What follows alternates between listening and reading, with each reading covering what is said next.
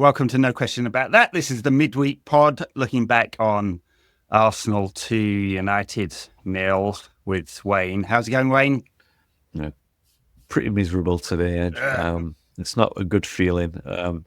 You'd have thought with a decade's worth of experience that we'd get used to these kind of miserable defeats, especially because it's been so long since we've won one of these big games away from home. But still grumpy. Yeah, particularly annoying. Well, there's two parts of this annoying. Arsenal fans are just awful, universally. I mean, I've got some mates who are Arsenal fans, and they're fine when they're not talking about Arsenal. But as soon as they get onto Arsenal, they're just the whingiest, complainiest bunch of wankers on the planet. And then they've got this horrendous anthem to start off the games now.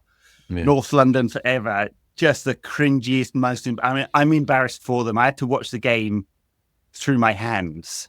That's how embarrassed I was for them. It was bad. It's so bad. It's just so bad. Just have some self-respect, people. Love of God. I say this as someone who's not a big fan of the Country Roads anthem that we started doing at Old Trafford, trying to recreate a You'll Never Walk Alone kind of thing. I think these kind of things should be natural, and at least that's a long-standing United anthem. I have no association with knowing this with Arsenal, but it sounded bloody ridiculous. And I'm in such a grumpy mood that I would take that as a thing to complain about them with anyway, because, I mean, it was such a nonsense thing. And everyone's talking about all the atmosphere. There's no atmosphere there. He's renowned as a place for not having atmosphere. Exactly. It was like that at the Highbury Library as well. Yeah. I used to, for a time, I lived within like a stone's throw of Highbury many years ago for about a year. And even when the games were on, you could barely hear a thing. I mean, you noticed when a goal went in, but that was about it. It's always been that way. They're too busy eating their quinoa and prawn sandwiches, aren't they? All right. Talking of quinoa, someone posted on Blue Sky, which made me laugh, called them the Quinoa Dons or Quinoa Wimbledon. Because, I mean, it basically was, wasn't it? It's amazing. He was held up, Mikel Arteta, as some kind of disciple of Pep, the second coming. But he's the second coming of Sam Allardyce. It's be extremely secure at the back, 4 big lads across the back and a couple sitting in front. And then just this expertise on set pieces, and even with the set pieces in the corners, and we can talk about United's failings there because they didn't know how to defend this. Hanging it under the crossbar while blocking the goalkeeper was what Wimbledon used to do in the 80s, and Watford, and Stoke, and Bolton, and Cambridge under John Beck. I mean, this is like put pressure on the keeper, hang it right under the crossbar, and see what happens on the second balls. This is not new, and there's like this unbelievable wank fest about how magical and how they've reinvented football. Fuck off. Yeah. No way. Sorry, I'm getting squeaky because I'm annoyed. No, I think you're well within your rights, especially because Arsenal were for a long period of time, the fans were like, oh, that's the way to stop us playing, and like they were so anti it, and that they become what they hate. And also this idea that they always, I mean, we all joke about Liverpool inventing stuff, but Arsenal are up there for like reinventions, right? That they introduced diet into football, and they introduced like it's so ridiculous. Under Wenger, we all became athletes under our, which to be fair, he had a big part in that. But all it's like passing football came to England because of Wenger. No, he didn't. It's so much nonsense. And now this, I mean, cards on the table. That's a very effective set piece, and they won the game fair and square. And even without that, I mean, the XGs, I don't think the XG minus the corners tells a lot. But United didn't create anything to be coming away from that game complaining about losing it.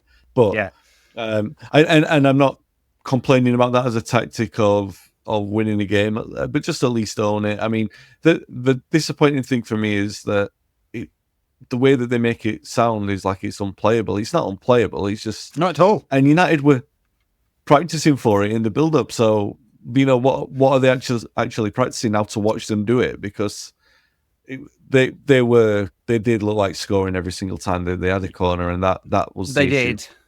I switched between Sky Sports or TNT or NBC coverage, depending on what I feel like at the time. I mean, it's obviously easiest since I'm in the States to watch the NBC coverage, and they had Lee Dixon on this time, who, like, he's a former Arsenal player, played his whole career at Arsenal. He's an Arsenal fan. That's all right. I actually don't mind that at all. Yeah. Just own that one. I'm much more irritated by Gary Neville's like over extreme correction. But he was like pretending that this is something brand new and they've reinvented football by learning how to take a corner kick. They just hang it under the crossbar. That is not new. They all stand at the back post and then break forward. And United didn't do two things. One, they marked zonally. Go man to man with that one. Yeah. Right. I mean, like, this was the tactic previously. Block and then leave 2 or 3 players up front. Yeah. Take a risk on that one, because then they have to leave players back, right? Yeah. Because they can't take the risk that the second ball will come out. And like, look at the late in the game, Saka hit a flat one and it was cleared by the first man, and the second ball was won by United, and we sloughed the break because Josh Zirkzee overhit the pass to Marcus Rashford, right? Yeah. But if you'd left 3 or maybe even 4 players up front at that point, you'd have had a really good chance of a break, and Arsenal would have had to think differently about how they do their corner routine. So that's my only complaint about United and how they defended it. They probably should have gone to a man-to-man, and they probably should have changed it up. And instead, what they did was just like replay the whole thing over and over again. Arsenal are very effective at getting into the corners and going on the outside. And Ruben Amorim mentioned this, and Arteta got all annoyed with his tight trousers, his little cock, saying they try to go on the outside to win the corner. I mean, I think he's probably right in the analysis, right? They do not, like, those wide players do that quite often. They're quite happy to win the corners because it's a very effective tactic for them. Yeah. And there are many ways to skin a cat, many ways to win a football match. I think the only annoying thing is if you pretend it's some brand new thing you've invented, or like there's some kind of purity test, which Arsenal fans used to have, that there's a right way to play football and a wrong way to play football. And the wrong way to play football is to knock it into the corners and then lump it into the box for the big man, and they become that side, right? So fine, just own that one. That's what they do. They're very effective about it. They're brilliant defensively, absolutely brilliant. They hardly ever give up chances. They completely snuffed United out. If you look at all the detailed stats, if you look at the mark stats data, just the advanced stuff on that, United, it's not just United barely created a chance. They barely got into the final third. Only 6 passes into the box. So they completely snuffed United out. And that was brilliant. And they deserved the win. It's just they got the goals in this kind of fashion, which was very old-fashioned. The other thing I should say, while I'm moaning about stuff, pushes on Rasmus Højlund on both the goals, like shoving the back very clearly. And you're just allowed to do that at a corner. And eventually the ref, who's like 12 years old, came and started talking to people. But both goals, he takes a big shove in the back. And I guess at the Emirates, Rasmus is not allowed to shove, but he's allowed to be shoved. Well, I'll give you a couple of thoughts on those points you just made. The first is the tactic itself, and just going back to the quality of it. I think I feel like a broken record sometimes on a lot of issues, but the quality of the league being one, that they are so reliant on this tactic at the moment, and it seems to be by far their most effective way of scoring goals. I would probably say it accounts for over half of their goal threat at the moment, which is quite a significant thing, especially in big games. And for them to be towards the top of the table, I mean, they were there or thereabouts last season anyway. But for that tactic to be the dominant one, just again, it just goes to prove how poor the league is this season. Second point is the suicidal nature of it. You said that Arsenal always like go for them, but we helped them yesterday. And I'm very loath to go there with this point. First of all, because people are getting on the backs of the players anyway. First of all, I'll just come back on the Højlund push one, because there's a different point I want to make. The Højlund push, I don't think it helped him that he was so weak in general play, where he's so easily knocked off the ball. It doesn't make him look better when he's brushed aside easily for that. I agree with you that I think there was a push in there, but I don't think because of the fact he's so weak in his general play, it looks easy to push around. He's a very. He should just go down. Yeah, he should have gone down. But 100% that's called as a foul if he falls over. So the major point I wanted to make really about the concession of the corners is that time after time, it's not just about how you deal with the corners; it's about giving them away in the first place. And I'm cautious to criticise this because I've seen a lot of people piling in on Rashford already for the mistake for the second goal.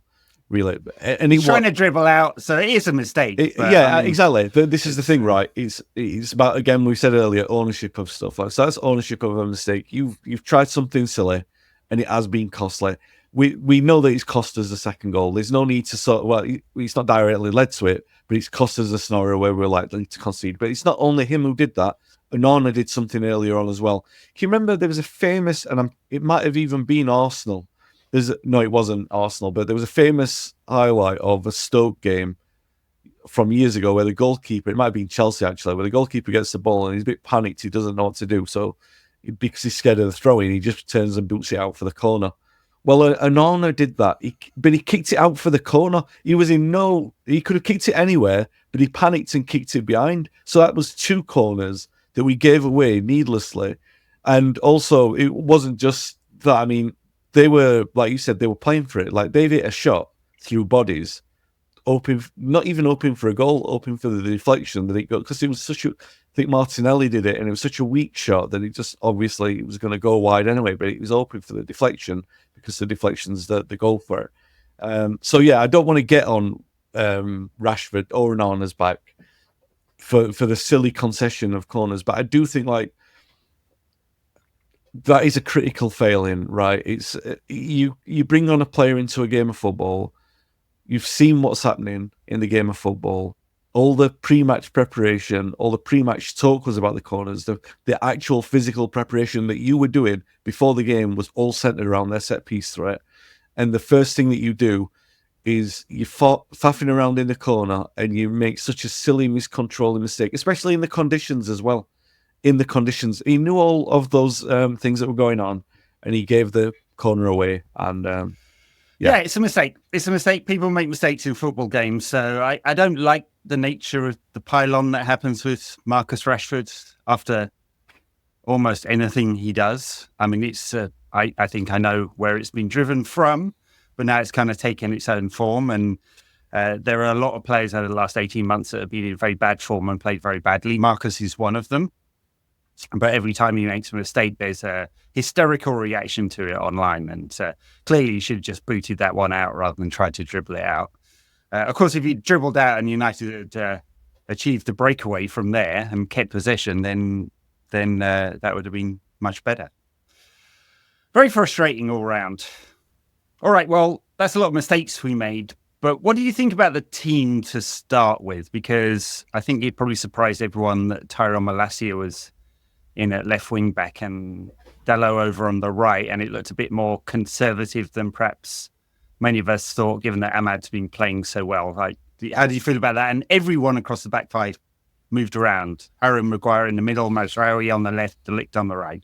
Yeah, my first thought when I saw the team sheet was that it looked like it was going to be Maguire on the left and Malacia on the left as well. So my first thought was quite fearful, because I thought putting 2 rusty players in an area where Arsenal have had all their joy in recent weeks, with Saka and Odegaard coming back. Odegaard obviously being out and then coming back. That's where the performances have picked up, and Saka playing so well of late. So I was worried about that. As it turned out, it didn't need to be, because I think in general play, I think they defended quite well. Didn't really give Arsenal a lot in open play. So from that aspect, I can't complain. So in theory, I can't complain with much of the team selection, because in open play, we're not as good as Arsenal at the moment, and we're a way off, so couldn't really complain there. However, I did have a bit of a grumble, and I posted about it on socials before, and I think when I saw the team, because I don't normally do that, but I did for some reason, and I had a lot of people piling on me for my negativity about this. And where I was feeling negative was this balance between. I've said this before. Whenever you change a manager, the thing you've got to be wary of is everyone gets a clean slate, and in that respect, sometimes you see things that you as a fan are used to seeing, but the manager's not used to seeing. So you might see a lot of the same mistakes made. Now, in that respect, I don't know really what I meant by that, other than we know that Maguire's not a really top defender. Having said that, he was probably one of the best players yesterday. My point being that you have a balance of giving players a chance and then putting up a set up for the future, and one that's designed to get results for games. And it seemed to me as if there was almost an acceptance that we didn't have, you know what I mean? Like, there was a tactical setup to try and win a game of football, and that didn't look like it was a tactical setup to try and win a football. It was a game of football. I'm not saying it was a tactical setup saying we're going to lose the game or accepting that. What I mean was, like, when I think I've made this point before with Ole, when Ole first came, when he was manager, we played Arsenal quite early on in the cup, and we rotated. I think Lukaku played wide right and Sanchez played somewhere in a different position. And so it was unusual, but it was a setup. It was a tactical setup designed to win the game, and we won. And Amorim beforehand, he was talking about, this is part of a process. We're going to lose some games that he's going to look unfamiliar, and we'll get found out, which was the phrase that he used. But there's a thought, isn't there, really, is that necessary? Do we not know enough to know that some things like this aren't necessary? Now, I'm saying this on the basis of, because you asked me a question about what I thought about the selection. I cannot accept that my deeper fears about the way that we selected the side were wrong, because I don't think that any other selection would have done much better a job, considering the way that we lost the game and the way that United are generally quite timid in those big away games. So that is an attitude for the squad at large, rather than the selection that was made yesterday. So in a weird kind of way, I'm saying that I didn't like the team, but I didn't mind the performance, and I don't think that another team could have done, team from the selection that we've got could have done much better. However, if we had gone with a stronger side, with, like you said, Bruno playing in one of the front three, maybe we could have. Maybe we would have looked a little bit more bolder up front. I don't really know, Ed, because it's a weird conclusion a weird conclusion. There's no even conclusion to that. It's just a stream of consciousness that makes me think, I don't think it was the right thing to do. I don't necessarily think it cost us the game in the way that I thought it would beforehand, but I don't think we ever had any chance of winning the game. And I think that was underlined by the choices that we took at the start of the game. What did you think of it? Well, I guess I'm a little surprised, given that Ahmad has been so effective, that he didn't play. I thought that might be the out a lot of the time. And I was a little surprised that Bruno played in central midfield. He lost a couple of balls in deep areas early on, which caused problems for United. It wasn't a pattern or anything like that, actually. I mean, he did fine there. I don't like him getting the ball off the keeper. It's not where he causes the most problems. I mean, you lose all that chance creation if he's that deep. So there are challenges there. I'm surprised that no one yet has tried it the other way around, with Bruno further forward and Mount at 8. No one seems to actually want to do that. Maybe there's a reason I can't see. On the back line, I was a bit worried that everyone had shuffled around, but it worked fine, because and Darnish has said on the Tactics pod previously that you get your passers in those. Well, Amorim likes his best passers in those wide areas, so I think that's why I guess he put Harry Maguire in the centre, because he just takes a long time to make those passes. Not sure exactly. I mean, if you look at the data, Harry Maguire's progressive passing looks really good, but in reality, it's really slow. So it was unfamiliar to all of us, wasn't it? I mean, it's unfamiliar getting used to the three at the back to start with. And then, given that everyone had moved around, that was just all a little bit weird. Yeah. But United were good. The structure looked really clear in that first half. Hardly any pressure from Arsenal. They looked very secure defensively. they stopped Arsenal getting into those deep areas. The second half looked a bit different. And I'm not going to say that it was anything to do with the changes. Like Ahmad came on, Tyrone Malacia went off. Not sure what happened there. He couldn't make it through the half. He got a couple of knocks, didn't he? Maybe they're just being careful. I don't know whether Ahmad coming in changed that or Arsenal just stepped it up a little bit. But there was more pressure from Arsenal in the second half than in the first. Not that they really create anything from open play anyway, hardly anything. No, exactly. That was the thing. I mean, Ahmad, again, I'm with you that, you would expect of him to stop. But this is what I'm talking about. The line is the line somewhere has to be drawn about players on form and interrupting that run for the pursuit of whatever he's trying to achieve with giving everyone. Well, he has talked about this, hasn't he? He did say something along the lines. I think we'll see a more settled side. He's used 20 players, 21, I think it is, in these 4 games. So that's a lot, and you can't rotate 6 players every game. I don't think, or maybe he thinks he can. I'm not sure, but he seemed to suggest that he wouldn't do that. No. So at some point, maybe we will. Or maybe not. Who knows? Well, the value of, again, to draw a comparison to previous management, I think I might have said this on the last pod, with Ten Hag, was keeping the same side. That's what built the momentum and decent performances between the World Cup and winning the League Cup.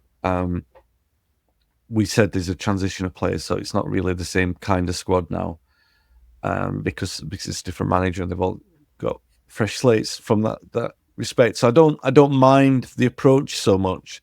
I don't think there's anything massively to be gained in the sort of value of consistency of an 11 in these first few games. I see the value in what he's doing. I just think that there's a balancing act of knowing we knew, and he must have known, that team wasn't a proactive team set up to take the game to Arsenal. Maybe you thought no combination of players can do that based on the threat that they've got. But then I think that if you're going to do that, then you pick a team tactically set for the problems that you're going to face. And in that regard, then you would say, well, pick a team who were best equipped to deal with them at set pieces. Can you say that we were that at any point? No, because I think really when you're talking about zonal marking, that's not a plan. It's, you know what I mean? It's a plan in the personal individual qualities of the players, but it's not a statistical, strategic, tactical plan. There's nothing out there that's saying you're marking this player because you're running onto the ball from this direction because that's the way that player runs, all those kind of things. Like you said, they've had that plan long enough now from this corner, maybe just a few weeks, but at least I don't think that's like innovational, right? So you've looked at that. We've all seen teams do that before. It's like the Stoke rush. We've seen that done before. So what you would say is, what's the usual plan that's you deployed to stop that? And like you said, it's the block and having players stood in different areas. Now that seems like the obvious one, but I don't know what it is. And it's not just United. It's a cyclical thing, like everything is in football. You have the few weeks of panic before the old tactic comes out to stop it again. Do you know what I mean? All these things are being deployed at some point. So my point was that the team that he selected didn't have it wasn't set up to do that either. So it wasn't set up to do the things that would stop them in the most effective way or impose ourselves in the most effective way. It just seemed a team that said, you haven't had enough minutes yet, so you're going to get more minutes in this game. Which I think it might well have been that. Yeah. I mean, it did feel a little bit like that. He didn't exactly say that, but it does feel a little bit like he wants to see every player in different scenarios, which is playing pre-season in the middle of the season with the run we've got in December with all these difficult away games is an interesting approach to it. Yeah. Brave, I would say, because you don't really want to start off your time at United with all these good vibes with a whole bunch of losses. But hey, we'll see whether that happens. I got some heat last week for not completing thoughts and being superficial in our analysis. It started off like someone posted something like, you guys have a half-baked thought about Josh Zirkzee. You just written him off. I was like, no, we just have a different opinion than you. And it descended from there as it does on the internet. But my thoughts on Amorim's tactical approach are half-baked. And not because I think he's half-baked, but it's in development. He's trying to work out what's going to work in the system he prefers with the players he's now got at United. And there's a little bit of experimentation going along. I mean, it didn't work out perfectly. The structure worked, as we said, like pretty well, right? It stopped open play chances. If you were going to want to be better at set pieces, I think there's different things you could have done. And on the personnel, where obviously Casemiro is great in the air, and we probably missed him from that point of view. I guess he wanted to try the Mount Bruno thing again, and we could have done with Scott McTominay in there, who's great in the air as well. But sadly, he's off playing in Italy. So the little tweaks. I haven't got too many moans. I mean, it's just annoying, honestly, to lose to Chateau Burnley. Like Waitrose Wanderers. Well, that's a good one. That is a good one. Do you know, there is, I don't want to keep giving this tactic more credence and airtime than we really should, because it's such a rudimentary way of winning a football match. But it is a way of winning a football match nonetheless. But there is something you said that's more salient than we've talked about so far. I think you said it on Twitter about the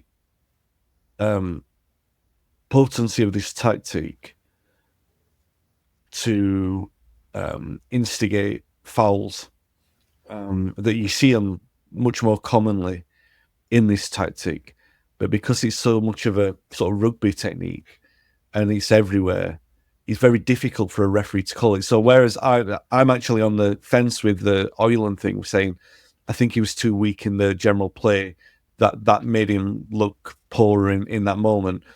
But if that's a static play, static set piece, then fouls get blown all the time. But if you've got players running around, it's more mobile and dynamic. Collisions and interactions with players happen all the time. And I think, it's the classic example. It's very, very different in execution. But I'm talking about Manchester City's, Guardiola's really, he's the one who introduced this, the cynical blocking of the midfielders, where they would patternize it. So 4 or 5 midfielders would be blocking stuff up. So they wouldn't really be getting yellow cards because they wouldn't be seen as cynical fouls, but they would completely disrupt the rhythm of a game of football. Tactical fouling, yeah. They were really good at doing it high up the pitch, where referees are more cottoned onto it now, and those kind of fouls do tend to get yellow cards, but there's still ways around it. And this is a way around a thing to say, like, normally you would see a foul in that scenario, and normally those are fouls. But because the tactic has changed, because it's a new thing for referees to be dealing with as well as opponents, they're not really seeing, I don't think teams are, I think there was an occasion yesterday where he said Højlund could have gone down, and maybe teams in future will look at that and say, we'll go down a lot easier, or we'll find different ways of combating it, because the way to get around it is going to be skullduggery from an opponent. It's not going to be, because it is an effective tactic when you've got strong 6-footers in the side. That is the observation that I've got on that. The fact that you can plan for it in a different way, which I think now the teams will probably start doing. Did the ref, whose name I forget because he's 12 years old, did he blow for a single foul that Arsenal created from any of those 13 corners? No, but I'll tell you what else, and it wasn't a corner. Ugarte was booked for protesting on a foul that Saka did, and we never saw it. We never saw it, but it looked bad, and they never showed that on a replay, and I think they should have done, and not because I'm hounding for a player to get sent off, but it looked bad on first view, and there was a reason why he complained about it. So you didn't even show the replay of Ugarte getting booked. So what's the deal with that? I don't understand. I'm not suggesting any bias at all. I just think that's ridiculous, because if that had happened the other way around, 50 replays. Yeah, well, maybe. I'm not too conspiratorial about these things, although Tyrone Malacia got booked for a perfectly good tackle, and Mikel Arteta jumped out onto the pitch with his tight little trousers, little balls. So squeaky fucking Lego hair. I have no respect for that man at all. Absolutely none. Doesn't seem it. He's dreadful. He's dreadful. Oh dear. All right, we've done enough moaning. I actually don't feel too bad about this. Like I thought we saw the seeds of something structurally. We got an identity there. I don't think we'll play this defensively or set up quite this defensively in 90% of the games. I was surprised a little bit that he went with those two sort of more defendery type defenders in wide areas, because when I'd seen Sporting at home to City, there weren't really two attacking players in those, even playing quite defensively as they did. Yeah. They went with the two attacking players so they could spring out really quickly. And we didn't see any of that from United last night. So there's some things to improve on, but I see an identity and a structure there. I would like to see him kind of settle down on what he really wants his best team to look like at some point, not experiment too much through this December period, because if we lose to Arsenal, Liverpool, City, Spurs, and then Arsenal again in these away games before the first week in January, then we're going to be feeling a bit more negative about things than this generally good vibe we've got with Ruben coming in. But that's the only quibbles, really. It's annoying to lose to Arsenal. Yeah. It's annoying to lose to anyone, but like these fucking Arsenal fans, like, get on my tits. I can't share the optimism, and the reason why is because we've got such a turgid away record in recent years that I'm definitely going to give the manager patience. I'm not getting on his back. Like, no one should think anything like that. I'm just sick of seeing as, yeah, all right, we can accept losing to Arsenal and everything like that. But I'm sick of accepting that, because we've seen it happen. We just lose all these games and we rarely pose a goal threat in any of them. And yeah, all right, that's not Amorim's fault, and he's still learning. But it is something nonetheless that we've seen for 3 years at least. I mean, even it's a post-Ferguson problem, really, that we're not proactive in these away games. It's a problem that was really started by Mourinho. Van Gaal had a fairly decent record in away games, and he went for wins. It was boring, but he went for wins, and we invariably got them because he had a good record. I think he won at Arsenal and at Liverpool, in both games at Liverpool, in fact, in the league. But Mourinho, when he came in, he sacrificed those big away games towards the end of the first season at Spurs and at Arsenal. I think he had a massive damaging effect on the mentality. So now we've got so many in a short space of time that, you know what I mean? The goodwill, what you're talking about, can evaporate in that space, because there's so many big games and you want to be seeing something. That said, it is still the squad that he's inherited, and I'm not saying that in the respect that I'm going to get on his back, just that I would like to see something tangible to say, like, all right, there's a big result there, that he's had his time, he's worked with some of the players, but now he's had an overview of the league, he's had an overview of the opposition, he can say, this is a game plan to win this game, and United actually look proactive in it. I don't think that's too much to ask as well. I think because the urgency with which the decision was made to sack the manager, relative urgency, and bring a new one in, I think that the standards are there. We've got to get Champions League football. That's what he was brought in to achieve. And partly to achieve that is winning games like this. So as much as I can understand not winning at Arsenal and losing in the way that we did, and I've no grumbles over it, well, I want to see better. I do want to see better. Well, if all these tough away games coming up, if we get 0.25 XG or whatever it was last night, something like that, in all of them, I think it'll be fair to say, hey, it's not the right approach. Like, you can't win games on 0.25 XG. Not very often, unless you're Jose, who used to magically pull that off. All right, I think that's enough for Arsenal. Hey, I wanted to ask you your thoughts, because I'm not sure if I saw you post about the controversy around these rainbow laces tracksuits that were not worn. Because I don't know, you're on Blue Sky as well, because the Blue Sky arena was perfectly civil about all of this. And then on Twitter, on every feed or post I posted about it, or Adam Crafton's piece from The Athletic, just an absolute torrent of homophobia, like 99% of it. Yeah. And that really made me quite depressed, honestly. I've had Howard from the Rainbow Red Devils, the LGBTQ supporters group. Yeah. On here a couple of times, talking about the work they do, and they'd been working really close with the club to get these sort of rainbow tracksuits done, and it's a coordinated effort with the club and the players, and it's kind of thrown in the bin at the very last moment. Adam Crafton reported that it was Nisar Mazraoui who refused to wear it, and the rest of the players went along with him. And that's the story, and it was all very depressing, the kind of rampant absolute tidal wave. Yeah. And there'll be probably people listening to this going, good, great, I don't want this rainbow shit shoved down my throat, which is, I'm paraphrasing about 90% of the replies. So I was very disappointed and kind of a bit despondent by the reaction from the Manchester United online community. Yeah. How do you feel about that? Sorry to put you in a difficult position. No, it's not really difficult in one respect, because, I mean, look, like, unequivocally, the campaign is a fantastic thing, and Adam is a fantastic journalist doing his job. That's definitely newsworthy, and it's disappointing to see that Mazraoui didn't want to do that. The resultant action taken by United, now you can be disappointed about that, and I'm not here to defend United. I'm talking about a political issue that I've got. I'm not gay, and I'm not religious. I don't have any denomination in that respect. I'm completely sort of neutral in that respect. I'm not neutral in the sort of fight against homophobia. Obviously, I think it's ridiculous, and I think the high-end awareness and everything like that, brilliant. The campaigns are brilliant.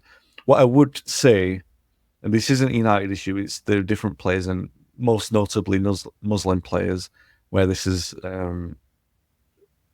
really said, this isn't the first time it's happened. It's not the first season it's happened before.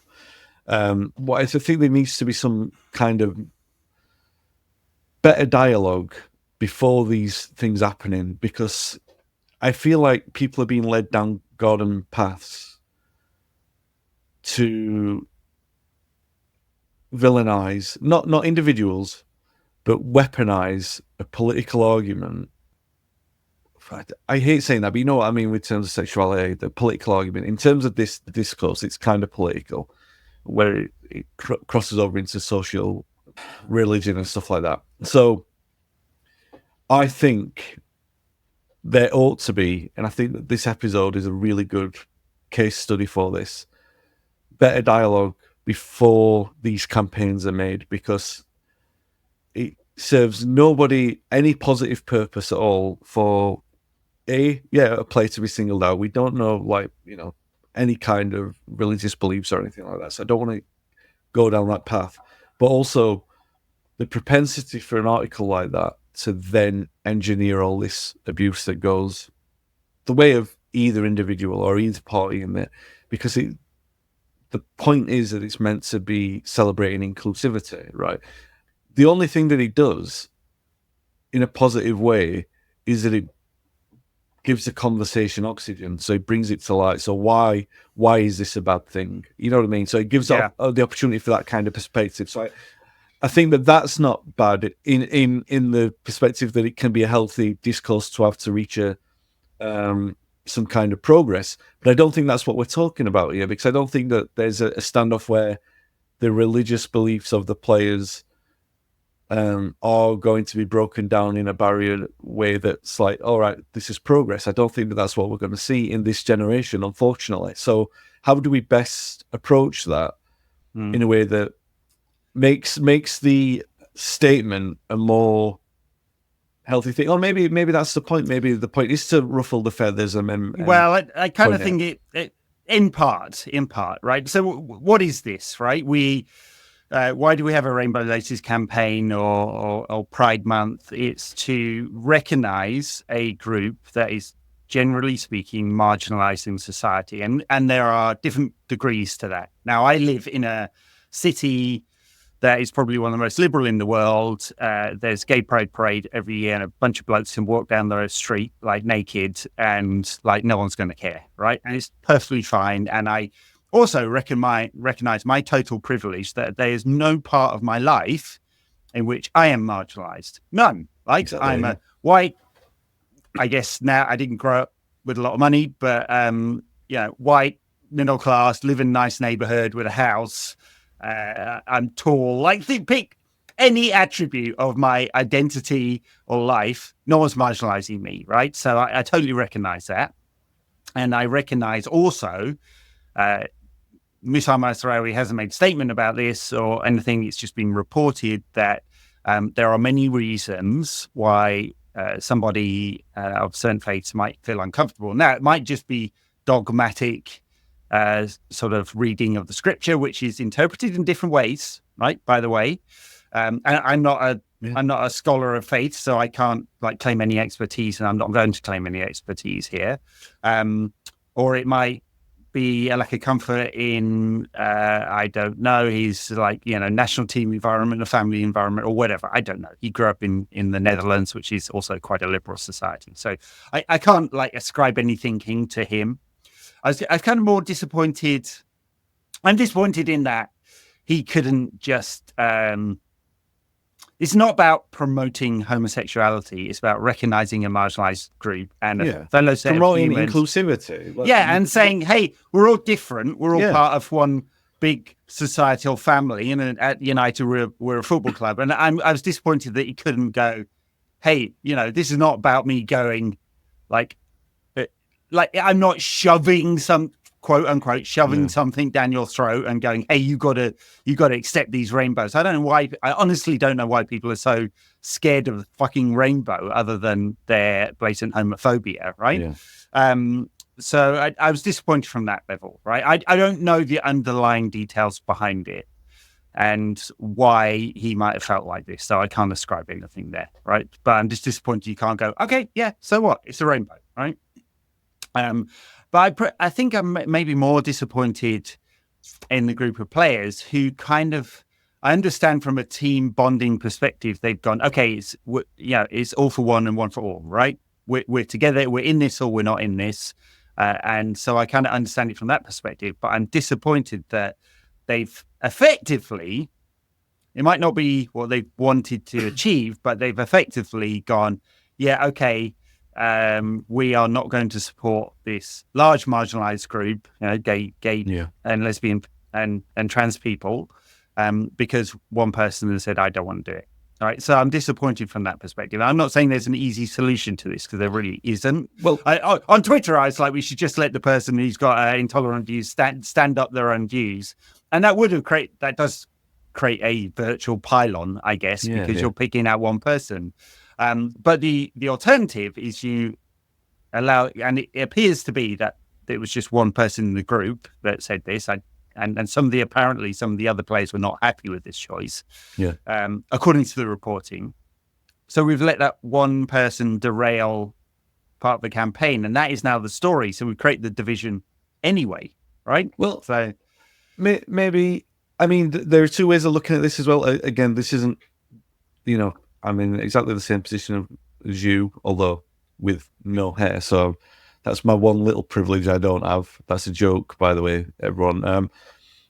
The first of all is that the squad didn't have a visible representation of the campaign, but the club welcomed all the group that you mentioned, the Rainbow Devils. They were all welcome to the game, and they're all on the pitch. The presentation was made beforehand, so a fuss was made. The campaign was present; it was there. It was not visible in the way. The other thing I would say is we have become, as a society, more binary in the way that we view things. So something, and I much rather talk about Arsenal bastardizing corners.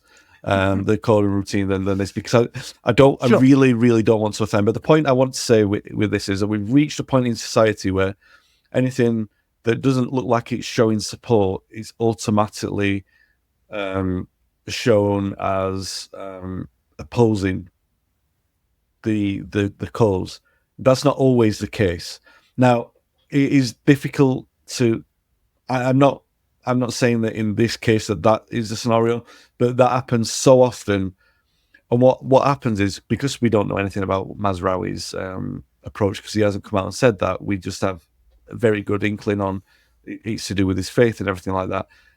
It's the subsequent and consequent nonsense that you see, like I said, from the trolls online who sort of take what they don't know and put it onto what they do know, and create a hostile environment for people. Now, I don't think in itself that's a terrible thing. It's a terrible thing, but in engineering the debate of why this thing is necessary, that's not a bad thing. By the way, I'm not well, it all proves justifying it. You know what I'm saying here. I know what you're saying. Like the flood of trolls, absolute tidal wave of homophobia proved why you need these campaigns. Honestly, I was so disappointed about, like, just look under Adam's post, right? On or the Athletics post on his piece. It's a torrent of people going to, great, give him a pay rise. Like, we don't need this. Like, it's thousands and thousands and thousands of people, and that made me really disappointed that we just can't accept fellow humans, like, because they love somebody different than you. Like, what the fuck are we? Where are we at as a society? And I know it's a culture war, and lesbian, gay, and especially trans people are under massive attack at the moment.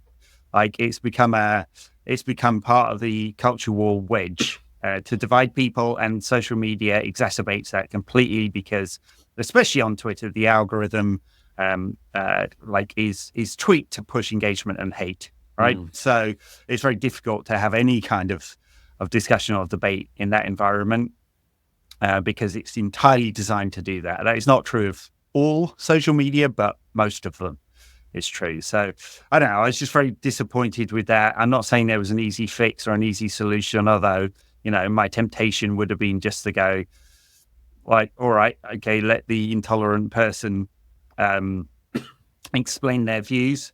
I don't want to be, you know, I want to be respectful of people's faith, because there's many parts to faith. One is identity, and it's very important to people, their identity, and you want to respect that and give people sort of self-determination. The other is a belief system, and I believe this thing that's not that much different from political views, is it? And we're quite happy to challenge political views all the time, right? Exactly. So I'm happy to challenge the belief system part of it. I'm not saying I deny someone's identity at all, right? Yeah. So, I want to make that clear. But I don't want to wear a rainbow armband because I don't want to show. I think being gay is a sin. Can't get my head around that at all. I just think that's wrong, and I think it's okay to say I think that's wrong. I'm 100% with you. I mean, you asked me an opinion on that. I'm thinking, like, my thought of the entire episode is that better dialogue is needed for next year. Not even next year, every single day, because it's not about. This is another thing as well, that we have days and we have weeks and we have months that are there to commemorate certain aspects of society, certain aspects of everything to do with our lives, and we're not restricted to days and weeks and months. It's every single day of our lives. This is a battle that people are going through. So why not just, like, bring that consciousness into the conversation of that, into the domain, have that conversation all the time, every day. Look, this stuff is important, and I know that, like, especially in the internet age, when it's easier to organize and easier for marginalized groups to have a voice, right? Certain people think they're under attack as a result of that, right? Yeah. Like, especially white men think they're under attack because black people have a bigger voice, gay people have a bigger voice, trans people can organize and demand rights, like Native America or indigenous people in Australia, right? Like, pick out all these bloody societies, and these culture wars are happening because smaller groups are saying, hey, we demand rights too, right? And it doesn't mean I haven't lost a single right, not a single one, right? And over the last 20 years, like, not a single one, like, and nobody who is middle-aged white bloke like me has lost any rights either. Like, they might feel like they have, but they have not. And so I think it's very important to raise the voices. I mean, recently we had Thanksgiving here in the US. It's a very odd holiday, which I can't quite get my head around, but it's celebrated widely, which is, I think, giving thanks that British people came in and wiped out all the natives Feels like it anyway. And so in some states, not all, and you can imagine which ones, they now have the day after Thanksgiving is Indigenous Peoples Day or Native American Celebration Day, in order to balance that out a little bit. And it's kind of important, right? Because like the story of colonization of the United States is not a very nice one. And it involves the death of millions of people. Yeah, and the stripping away of rights of those people as well. So, and probably there'll be some people in the comments going, "Well, that's 500 years of history you've distilled in 3 seconds there, Ed." And I was like, "Yes, it is true. I have done that."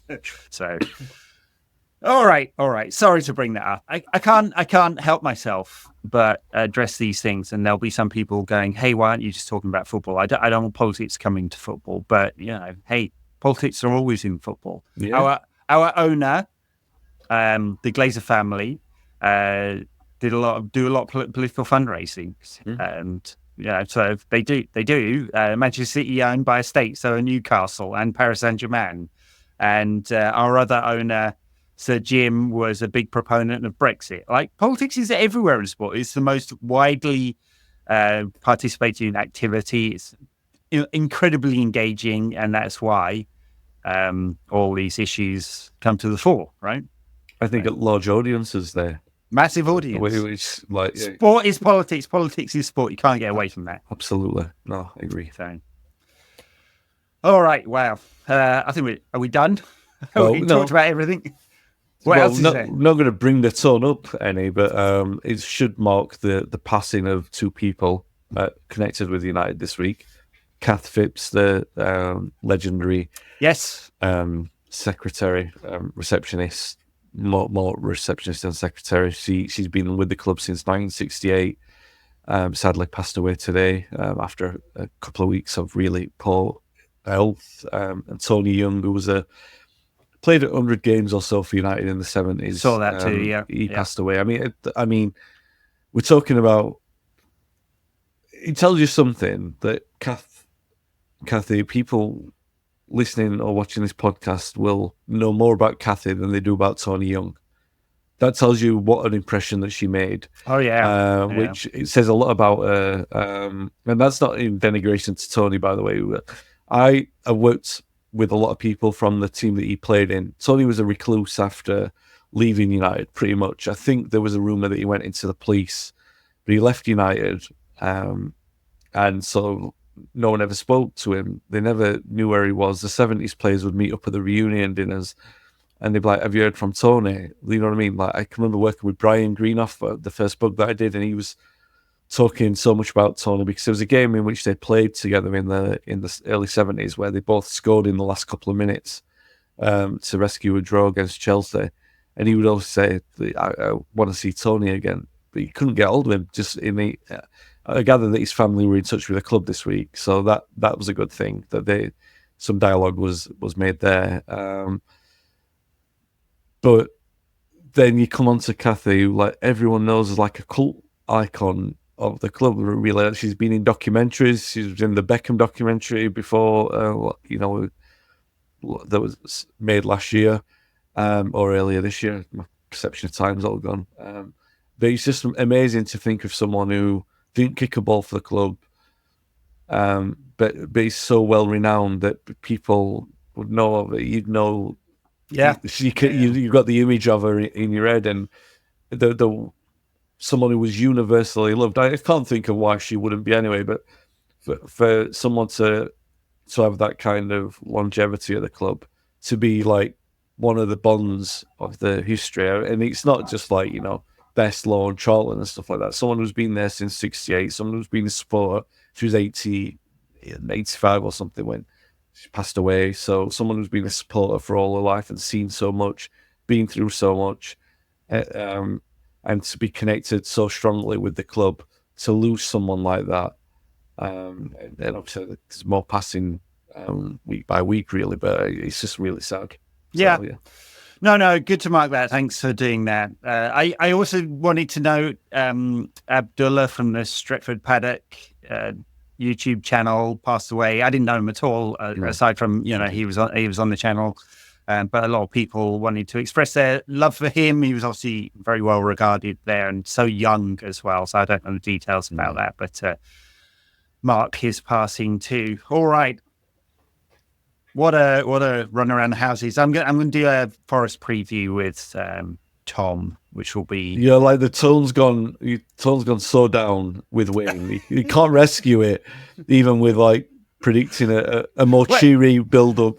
It's like daytime TV, isn't it? There's been a massacre and 57 people have been shot, and now onto the weather. I'm sorry. Great. All right, we'll leave it there. Thank you very much, everyone, for listening to us talk about football and other stuff. We'll be back with you on Friday with a Forest preview. We'll catch you then. Bye, Wayne. Thanks a lot.